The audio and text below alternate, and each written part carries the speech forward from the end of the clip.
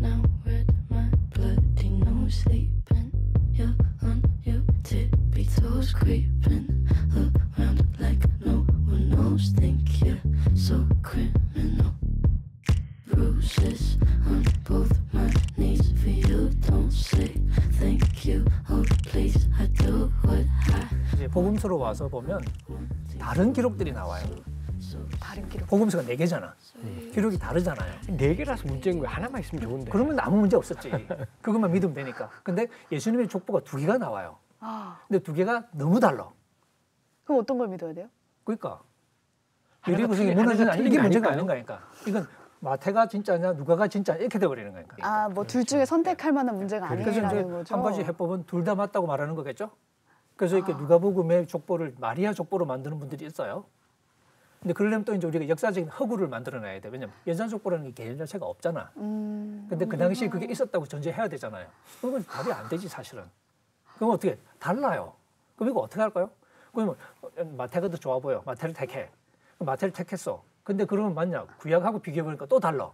아, 구약에 나오는 인물들을 여러 명을 뺐어요. 그리고선 14대, 14대, 14대 하고 예수님까지 딱 온 거야. 깔끔하죠? 근데 몇 명 뺐네. 그렇죠. 그럼 구약이 진짜예요? 아니면 신약이 진짜예요? 마태복음 진짜예요? 라고 물으면 또 답이 안 나오잖아요. 그러니까 결국 우리가 이런 기록들을 어떻게 접근을 할 것인가는 질문을 안 할 수가 없는 거예요. 복음서라는 게 어떤 성격이 그리지? 그러니까 역사적으로 이게 디테일 하나하나가 정말 있는 그대로 쓴 거야라고 믿고 가야 되는 건지 아니면 하나님이 복음서를 통해서 우리에게 메시지를 주실 때 약간 조금 우리 옛날 얘기하듯이 편하게 얘기하신 건지. 편하게라는 말은 디테일은 상당 부분이 이렇게 액면 그대로 이렇게 다킬 필요가 없는 거예요. 우리가 겪는 어려움의 핵심이 우리는 하나님의 말씀이라고 믿었고 이걸 절대적으로 생각을 했단 말이죠. 근데 그 절대적이라는 그 신념의 한 축이 뭐냐면 절대적으로 역사적인 사실이어야 된다는 생각이 또 있었던 거예요. 네. 근데 이제 우리가 어려움을 겪는 게 이 하나님의 말씀, 그 절대적인 권위를 가진 하나님의 말씀 속에 우리가 역사적으로 말하자면 역사적인 이 사실이라는 그 코어가 있고 그게 또 역사적인 사실이라고 말하기 어려운 하지만 그 이야기를 써내기 위해서는 함께 필요해지는 여러 디테일들이 있겠죠. 네. 그런 이야기들이 함께 있다는 사실을 받아들이기가 이제 쉽지 않을 수 있죠. 근데 이건 우리가 본문을 찬찬히 읽었을 때는 우리가 어느 정도는 수용할 수밖에 없는 본문 자체가 우리가 던져주는 어떤 게 판단, 이 관찰의 결과가 되는 거예요. 특히 이제 마태, 마가, 누가, 요한 네 개를 비교해 봤을 때는 이게 네 개가 동시에 사실이 될 수 없는 디테일들이 많이 나오거든요. 그럼 그럼 어떻게 처리할 거냐? 세 개는 버리고 하나만 취하자. 이렇게 하는 게 아니라 이게 지금 공통된 얘기가 있겠죠. 네. 한 분 예수님에 대해서 뭔가 얘기를 하고 있는데 그 예수님에 대한 똑같은 얘기를 하는 것 같지만 사실은 전혀 다른 관점에서 다른 이야기를 들려주고 있단 말이죠. 그러니까 그 얘기 하나하나가 메시지가 있는 이야기로 존중하는 거니까. 그러니까 마태가 말하고자 했던 예수님의 어떤 측면이 있어요. 누가가 말하고 싶었던 측면이 있고 측면이 요한이 있고. 말하고 싶었던 예수님에 대한 그림이 있는 거고. 아, 그래서 우리 학자들이 복음서를 이게 사진 찍은 게 아니고 초상화다. 그런 비유를 쓰거든요. 아, 그리는 사람에 따라서 다르다는 예. 거죠. 그러니까 붓질 하나하나가 일치하지는 않죠. 초상화는. 하지만 이 고호의 자화상 예를 많이 드는데 제 같은 경우는 근데 다 보면 다 고호야. 근데 귀 자르고 그리고 귀 붙이고 그리고 양복 입고 그리고 뭐 모자 쓰고 그리고 벗고 그리고 온갖 그림들이 많잖아요. 다 고호인데 보면 붓질은 다 다르죠. 그러니까 우리가 그걸 접근할 때 이건 지금 사진하고 똑같아야 돼. 이런 기대로 접근하는 게 아니라 이 그림의 지금 고호는 고호야. 그리고 이 사실의 역사적인 코어가 있어요. 그러니까 우리 알아보는 거죠. 하지만 그 하나의 그림마다 말하고 싶은 메시지가 있잖아요. 그리고 그 메시지에 맞는 방식으로 자기 얼굴의 디테일을 구성을 해 나간단 말이죠. 그것처럼 우리 복음서 같은 경우에도 마찬가지로 그러니까 모든 디테일 하나하나가 역사적이라 해도 하나라도 역사가 아니면 꽝이야. 이런 식의 입장으로 접근할 문서가 아니라 상당히 각 저자마다 하나님이 자유롭게 이 얘기를 꾸며갈 수 있도록 허용해 주셨다는 결론을 우리가 내리게 되는. 그래서 베드로가 예수님을 3번 부인한 건 똑같아요.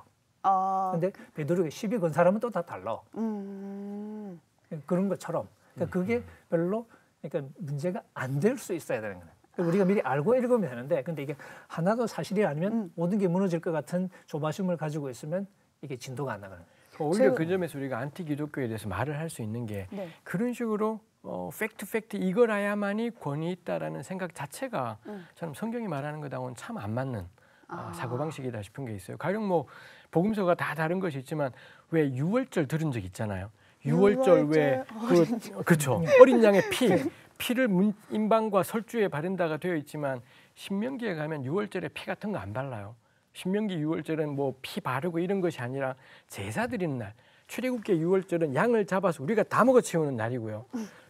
신명기의 유월절은 피 같은 거 바르는 것이 아니라 그 어린 양으로 하나님께 제물을 드리고 그리고 제물 드린 다음에 제사 드린 다음에 남은 고기를 나누어 먹고 그 다음 날은 집으로 돌아가고 이렇게 되기 때문에 출애굽기랑 신명기만 해도 이 유월절이라는 너무 중요한 행사인데 예수님하고 연관되는 겁나 중요한 행사인데 지키는 방식이 다르다라는 거. 이거를 틀림으로 접근해 버리면은 정말 성경의 자산들을 다 포기해 버려야 되는 것 같아요. 그럼 우리가 출애굽기 유월절은 뭘 말하고 싶은 거지? 신명기 유월절은 뭘 말하고 싶은 거지? 더 놀라운 건 이 양반들은 이 서로 모순되는 두 얘기를 다 모았다는 거예요. 우리 같았으면 둘이 안 맞으니까 약간 쪽팔리네. 한가는 빼자. 그럴 수 이럴 있겠죠. 것 같은데 편집할 조화시킬 것 같은. 복음서도 조화시킬 수 있잖아요. 조화시켰으면은 좋았을 거를. 맞는 내용만 이렇게. 그냥 전 그래서 그 점에서 우리 신앙의 참 좋은 점이 분명히 통일성 예수 그리스도를 증언하지만 너무 이 다양성은 저는 포기할 수 없는 기독교 신앙의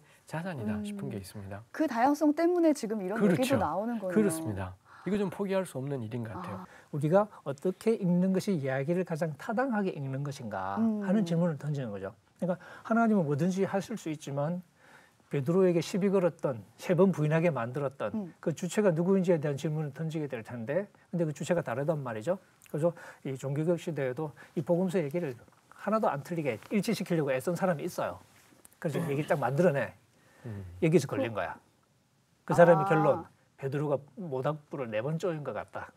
그게 무슨 말씀이시죠? 4번 그런 일이 있었다고. 밖에 할 수 없었던 거니까. 하나로 안 합쳐지니까. 결국에는. 이제 그런 식의 결론이 날 수밖에 없는 거예요. 집착을 하면. 그러니까 그런 면에서 우리에게 주어진 말씀의 성격이 무엇인가 하는 말씀 자체에서 나와야죠. 그러니까 이거 하나도 틀리면 안 돼. 이게 우리 전제인 거죠. 그런 식의 반응은 사실은 문제를 해결하는 건 아니거든요. 자기의 어떤 신념을 재확인하는 절차는 되겠지만 그렇죠. 결국 이제 이 문제를 해결하기 위해서는 우리가 있는 예를 들면 성경 말씀에서 생기는 문제는 성경으로 풀어야 되잖아요. 복음서 4개를 계속 보면서 생기는 자연스러운 질문은 이건 피할 수 없는 거예요. 이건 우긴다고 되는 것도 아니고 마태가 누가가 다른 건 다른 거고 그러니까 그런 면에서 우리가 이 문제를 어떻게 풀어갈까. 그래서 실제로 읽다 보니까 이게 하나님 말씀으로 이렇게 주어졌다고 고백할 때 우리가 이렇게 내릴 수 있는 결론은 하나님도 우리가 보통 얘기할 때처럼 상당히 편안하게 얘기하실 수 있는 분이구나. 근데 제가 이제 어릴 때 이제 집에 불 질렀던 얘기하면서 집에 불을 질렀어요? 이거 확 관심이 가잖아. 내가 5살 때인가? 미끼였어요. 5살 때인가 6살 때인가 학교 들어가기 전이니까 7살이었나? 근데 이렇게 얘기할 때 어떤 때는 5살 정도밖에 안 됐는데 그렇게 얘기를 하고 어떤 때는 7살쯤에 얘기했어요. 이거 듣고서 사기 쳤네. 지난번 5살이라며. 근데 어린 시절이었다는 걸 강조할 때는 5살 쪽으로 아마 갈 거예요. 자연스럽게 하다 보면. 거짓말 하려고 그런 게 아니라. 그렇죠. 근데 어떤 때 어쩌면 기억이 이렇게 확실하지 않으니까. 근데 어떤 때는 7살 쪽으로 갈 수도 있겠죠. 근데 집에 불낸 건 똑같아요. 근데 불을 왜 내셨어요? 그건 정말 그러니까 이런 질문이 이제 핵심적인 질문인 거지. 그러니까. 그래서 몇 살인 거야? 라고 질문을 안 해요, 아무도. 그게 그 이야기를 듣는 태도가 아니거든. 근데 오히려 그렇지만 어떤 사람은 내가 5살 그럴 때 어려웠네 라고 속으로 살짝 생각했겠죠. 그럼 내가 의도한 그 효과가 사실 나는 거잖아요. 그죠? 그렇게 얘기를 듣는 거지. 그러니까. 어리긴 어렸으니까 5살은 아니었을 수 있지만 어린 건 사실이다 라고 말할 수 있겠죠. 그런 것처럼 그러니까 복음서 이야기도 어느 정도는 자유롭게 얘기를 들려주지만 그 얘기의 이제 중심적인 이야기는 우리가 이 역사적으로도 그렇다고 받아들일 수 있는. 하지만 그 이야기의 어느 시점까지가 사실 역사적인 코어고 어떤 부분이 그냥 사실 수사적인 혹은 여러 가지 이유를 가진 어떤 장식일 것인가. 그걸 우리가 미리 잘라서 말할 수가 없다는 거예요. 그 부분에서 우리가 좀 열린 자세로 조심스럽게 접근할 필요가 있다는 거죠. 그리고 접근하는 것 자체가 중요한 것 같아요. 그렇죠. 접근조차 안 하려고 하니까 이런 맞아요. 질문을 안 하게 되지 않나 싶어요. 그래서 기독교 분들이 해결하는 게 방법 중에 하나는 성경을 안 읽는 거예요. 좋다. 그러면 그냥 대충 읽는 거예요. 그래서 제가 이렇게 복음서 공부할 때 이제 우리 학생들에게 두고 실험을 많이 하는데 질문을 제가 많이 던지죠. 예수님이 여리고 이제 예루살렘 갈 때 여리고 근처에서 복음서마다 기록이 좀 달라서 이 시각장애인을 고쳐요. 네. 한 사람 고쳐요, 두 사람 고쳐요? 라고 제가 물어요. 예루살렘 올라갈 때 나귀가 한 마리 올라갔어요, 두 마리 올라갔어요. 그 다음에 거라사, 가다라라고 나오기도 하는데 거기에 이제 무덤에서 배회하는 그 사람이 있죠. 그 사람을 예수님이 고쳐주시잖아요. 한 사람이에요, 두 사람이에요. 뭐 그걸 대답하는 사람이 있어요? 그러면 대개는 한 사람이라고 대답을 많이 해요. 근데 요즘 제가 든 얘들은 마태복음에는 모조리 둘이에요. 무덤에 배회하는 사람이 두 사람이에요. 근데 두 사람이라고 그림을 그리고 있는 사람은 거의 없어요. 그렇죠. 마태복음을 안 읽었냐? 많이 읽은 분이야. 성경 뒤집어보면 줄치고 난리가 났어요. 근데도 머릿속에는 없어요. 우리가 여기. 본문을 읽는 거냐? 안 읽을 수 있는 거죠. 선입견이 진짜 세다 그죠? 네. 네. 그러니까 이게 우리가 본문을 찬찬히 자세히 읽어서 생기는 의문. 근데 이게 왜 슬쩍 읽게 되냐면 자세히 읽으면 다쳐요. 그러니까 지금, 이제 우리가 무의식적으로 이게 보호 본능이 있어서 그럴까요? 우리를 보호하고 싶은 거지. 방어 기제로 예. 이제 내 신앙이 유리잔이야. 참 깨져. 잘 감싸야 돼. 근데 그게 읽는 건 아니겠죠? 우리가 읽었을 때 생기는 질문을 그냥 마주하고 이거 왜 그런 거지? 다르네요? 라고 물었을 때 그 질문에 대한 답을 찾아야 되잖아요. 네. 그러면서 그러면 성경이 모든 게 그냥 액면 그대로 쓴 건 아닐 수 있겠네요? 하는 게 신앙이 없는 질문이 아니라 성경을 열심히 읽는 거니까 신앙이 좋은 거죠 오히려. 그런 면에서 우리가 성경 말씀을 지켜주고 조바심을 낼 게 아니라 성경을 편안하게 읽어서 우리가 거기서 가장 최선의 결론을 끌어내는 것. 그럼 누가 왜 성경에서 과장법을 쓰고 강조를 하고 없는 얘기를 하고 그랬어? 라고 안티기독교에서 그래요. 그러면은 저희는 그걸 액면 그대로 받아들일 필요가 없다. 그 시대 사람들의 그걸 읽는 독자를 배려한 그 시대의 문법으로 말을 한 거다라고 그렇죠. 말을 하면 되는 건가요? 그런 부분도 있고 그다음에 이제 우리가 이제 예수님 얘기했지만 역사적인 이제 예수를 이야기한다는 것은 회고하는 거잖아요. 네. 아까 여호수아 얘기할 때도 여호수아 시대 얘기하지만 실제로 쓰는 건 훨씬 더 이후거든. 그러니까 그 간격을 돌아보는 시선이 있는 거예요. 저자의 눈으로 여호수아 시대를 돌아보잖아요. 그리고 그런 얘기를 만들어낸 거잖아요, 그죠? 그것처럼 이제 교회가 예수님의 이야기를 돌아보면서 복음서를 쓰는 거거든요. 근데 돌아보는 그 시점엔 교회가 처한 역사적인 상황이 있겠죠. 어떤 신앙적인 필요가 있겠죠. 여러 가지가 있겠죠. 그래서 그 상황 속에서 예수님을 돌아보다 보니까 마태복음에는 우리가 지키고 순종해야 될 가르치는 교사로서의 예수님 모습이 선명하게 드러나고 안 지키면 꽝이야.